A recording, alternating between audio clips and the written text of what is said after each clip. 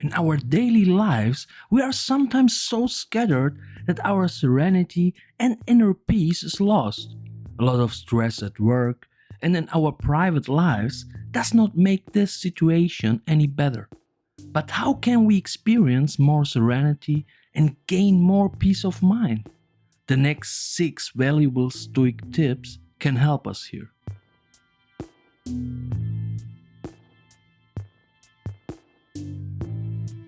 First, don't listen too much to the opinions of others.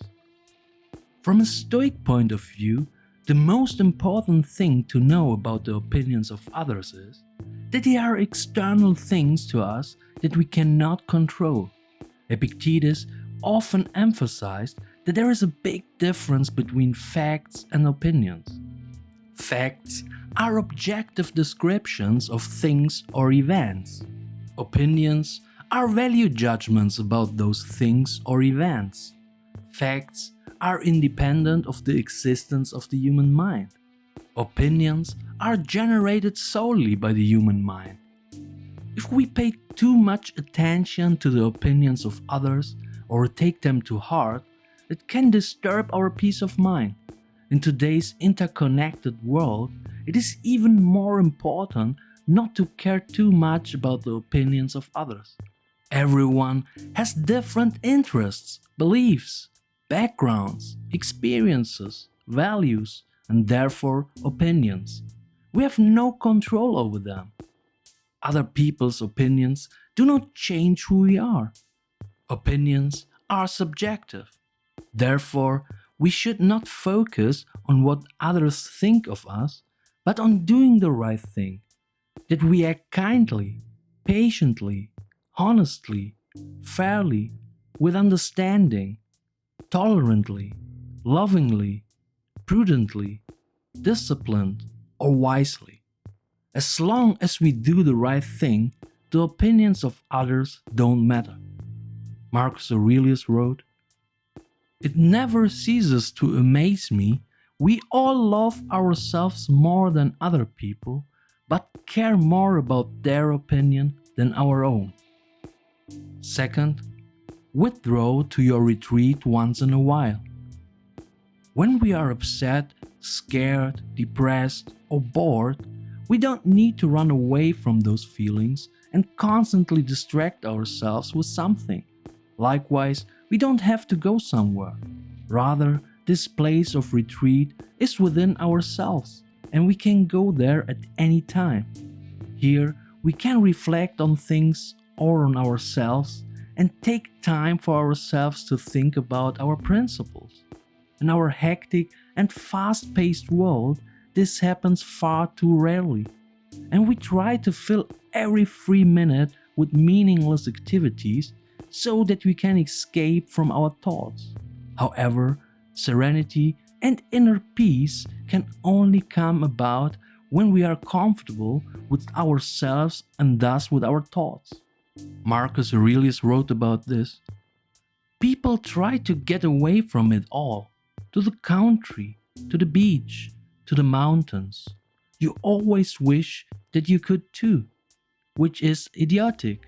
You can get away from it anytime you like, by going within. Nowhere you can go is more peaceful, more free of interruptions than your own soul. Third, accept that we are mortal. Thinking about death scares us so much that we prefer to suppress this thought and distract ourselves. But what if we are not afraid and are willing to accept this inescapable truth? What if thinking about this fact would be a simple key to enjoying life to the fullest? When we change our view of our mortality somewhat, it is no longer frightening or depressing, but can be a source of inspiration, motivation, and gratitude. This view can even make us very invigorated, humble, and grateful, helping us to live our life to the fullest without wasting a second of it and taking everything for granted. Marcus Aurelius wrote, "You could live life right now. Let that determine what you do and say and think. Fourth, you have more resources in you than you realize. Anger, resentment, fear, disappointment.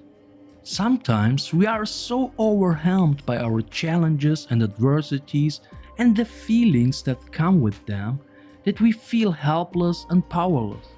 In such situations, we must not forget that we have tremendous resources within us. We can equally use such situations to practice our virtues. Epictetus said, "With regard to everything that happens to you, remember to look inside yourself and see what capacity you have to enable you to deal with it. If you catch sight of a beautiful boy or woman, you will find that you have self-control to enable you to deal with that. If hard work lies in store for you, you will find endurance. If vilification, you will find forbearance. And if you get into the habit of following this course, you won't get swept away by your impressions." Fifth, change your perspective.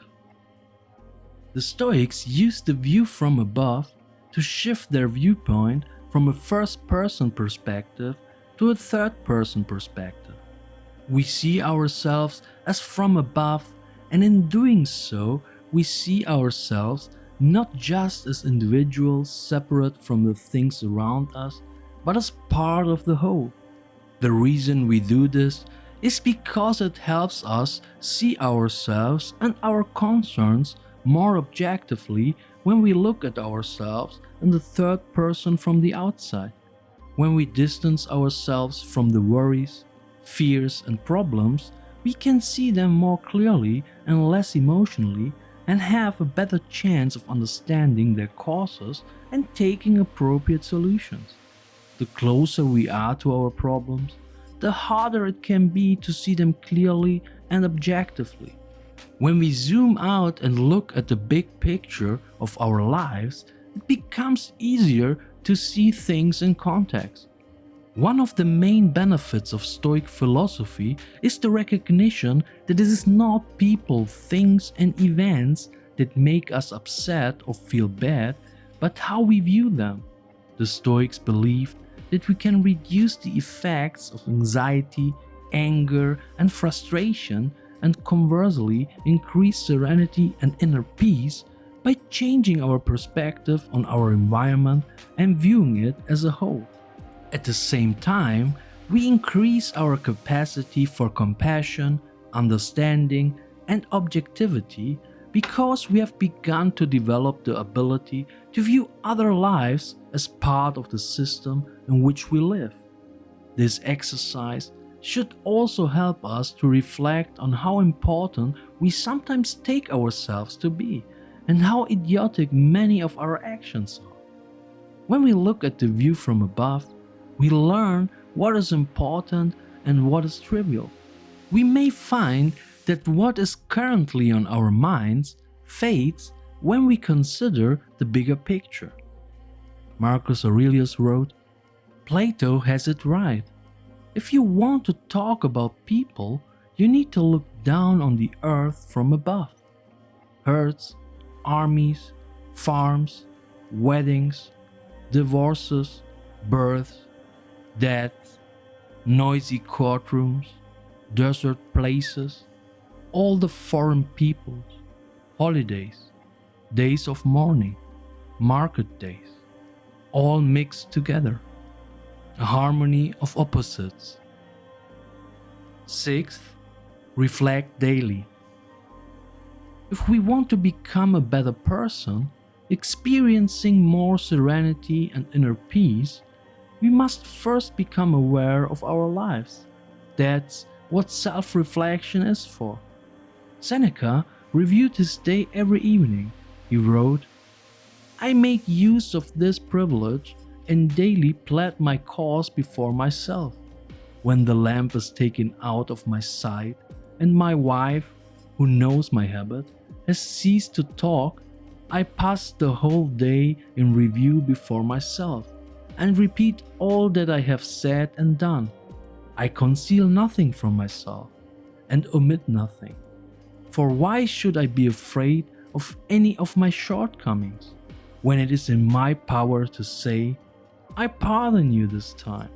See that you never do that anymore. Seneca asked himself the following 3 questions at the end of each day. First, what bad habit of yours have you cured today? Second, what vice have you checked? And third, in what respect are you better? Epictetus quotes to his students the relevant lines from the Pythagorean golden verses. The 3 questions are: first, what did I do wrong? Second, what have I done right? And third, what has been left undone? Through this exercise, we become more mindful during the day not to repeat the bad habits and continue the good ones, and it also helps us not to act too impulsively. It further facilitates us to be able to look at our thoughts more objectively and better distinguish what is in our power and what is not. This leads to more serenity and inner peace. Seneca was aware of the benefits. He wrote, "How sweet is the sleep which follows this self-examination! How calm, how sound and careless is it!" Thanks for watching. If you liked the video, subscribe to the channel, and more importantly, share the video with someone who can benefit from this content. Thank you and stay inspired.